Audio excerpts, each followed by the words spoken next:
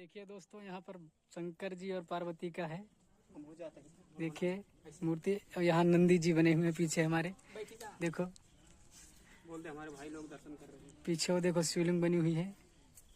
देखो भाई लोग भी हमारे साथ हैं हमारे पीछे। दोस्तों कल मिलेंगे। अभी आगे आपको दिखाने वाले हैं। तो दोस्तों नमस्कार, आशा करता हूँ आप लोग अच्छे होंगे, खुश होंगे। जैसे आपको पता है नवरात्रि का पहला दिन है, हम लोग दर्शन करने आए थे।